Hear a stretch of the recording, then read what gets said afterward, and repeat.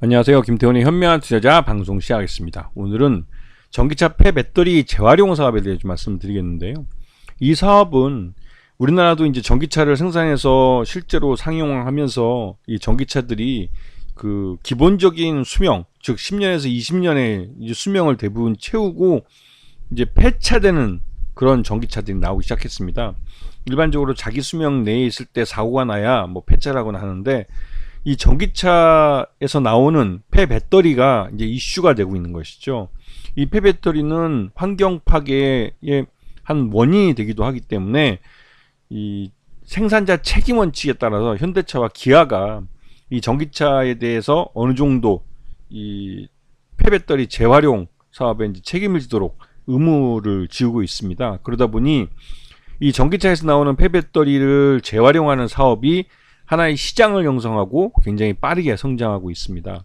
왜냐면 기본적으로 이 폐배터리를 재활용하는 데서 나오는 그 핵심 소재들, 이 소재들은 이 황산 니켈이나 황산 코발트, 황산 난간이나 황산 탄산 리튬 같은 것들이 다른 배터리의 소재로도 사용될 수 있기 때문에 이런 재활용을 통해서 이런 소재들을 회수해서 다시 사용하는 것이죠.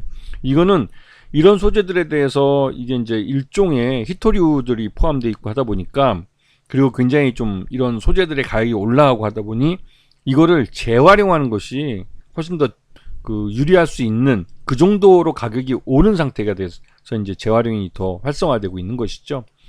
하지만 기본적으로 이러한 그 재활용은 정부의 강제가 필요하고 정책적 지원이 있어야만 기업들이 움직이긴 합니다.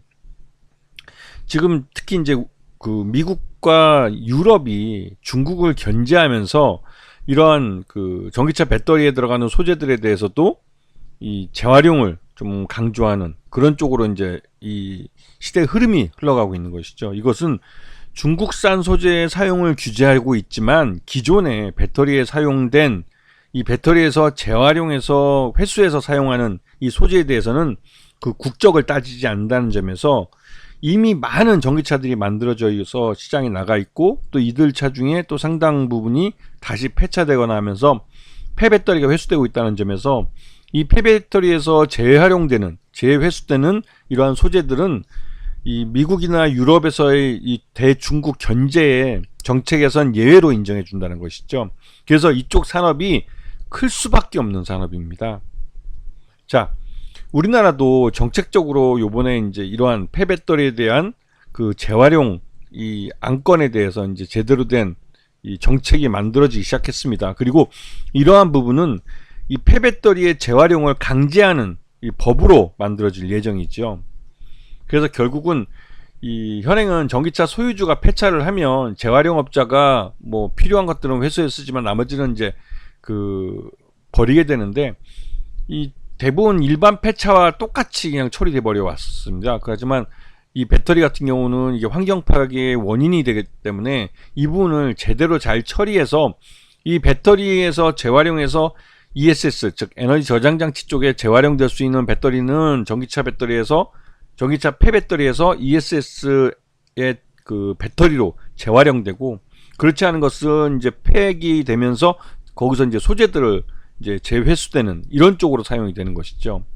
그래서 이런 배터리에 대해서 이 엄격하게 폐배터리에 대해서 이 처리 과정을 정부가 관여를 해서 이제 이 어떤 규격화돼서 이런 처리를 하게 되는 겁니다. 그리고 이것은 앞에 잠깐 말씀드렸지만 미국과 유럽이 이 중국산 전기차 배터리 소재에 대한 규제를 하면서 이게 더욱 중요한 시장으로 대두되고 있는 것이죠. 미국도 인플레이션 감축법에서 이 미국 중국산 이 소재가 50% 이상일 경우에는 전기차 보조금을 그만큼을 삭감하는 형태를 통해서 이 전기차 보조금을 제대로 받기 위해서는 중국 이외의 지역에서 소재를 사용하는, 미국과 FTA를 체결한 그런 나라의 소재를 사용하는 그 전기차 배터리를 만들어야 되는 겁니다. 그래야만 미국 내에서 전기차를 판매할 때 미국 정부가 주는 보조금을 제대로 받을 수가 있는 것이죠.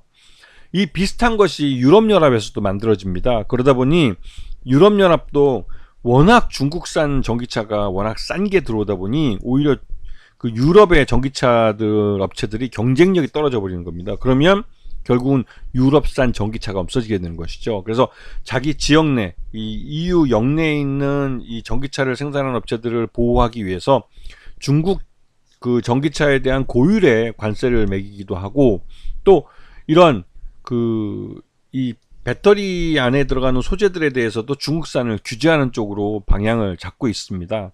그래서 이게 중국산에 대한, 그러니까 미중 그 무역 전쟁이나 그 유럽 중국 무역 전쟁의 한 일환이기도 하고, 이런 부분 때문에도 더더욱 폐 배터리에서 이 핵심 소재들을 재활용해 사용한 것들이 필요하게 되는 것이죠.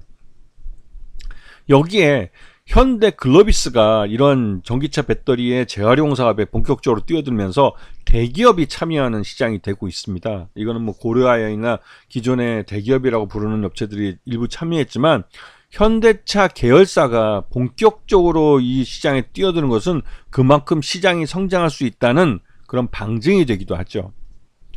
그리고 전기차 배터리 재활용 시장은 2030년 이후에 아주 본격적으로 증가하게 되는데, 이때는 2030년 이후로 전기차가 대중화되면서 일반 내연기관차보다 전기차가 많아질 거라는 예상 때문에 그렇습니다.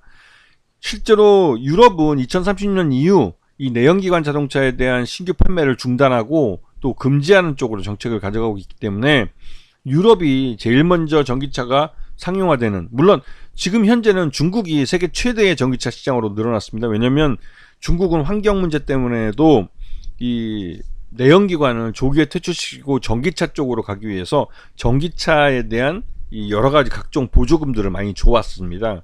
그러면서 이제 중국이 지금 현재로서는 가장 앞서 있는 전기차 시장이 되고 있죠.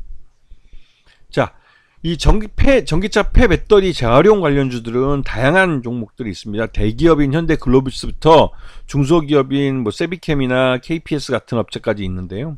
근데 이 업체들이 나름대로 각자의 이 폐배터리 리사이클 어떤 그 구간마다 핵심적인 또 기능들을 갖고 있고 기술들을 갖고 있습니다.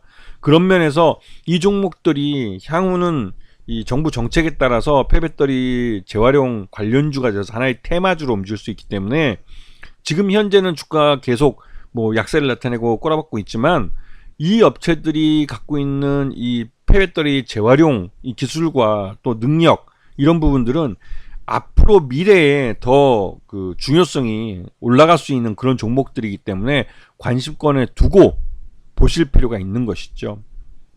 그리고 이 업체들이 하고 있는 이 폐배터리 재활용 사업은 점점 이 수익성이 좋아지고 또 이 규모의 경제를 달성해 가고 있는 시장 쪽으로 가고 있는 업체입니다.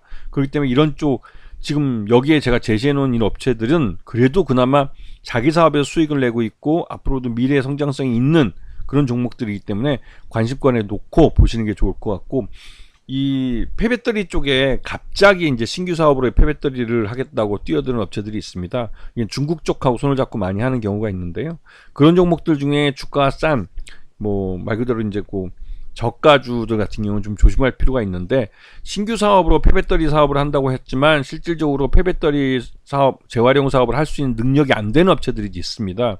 이제 머니게임의 일종으로 대외적으로 정부 정책도 나오고 하니까 거기에 이제 테마주로 편승하기 위해서 이제 그런 간판을 갖다 내는 건데, 실질적으로 그 사업을 통해 돈을 벌 수 있는 능력과 또 기술이 있는 업체들과 단순히 머니게임을 위해서 그런 정부 정책을 이용하는 그 기업들은 그 차별해서 구분할 줄 아셔야 하는 겁니다. 아시겠죠? 자, 오늘 방송 여기서 마치겠습니다. 감사합니다.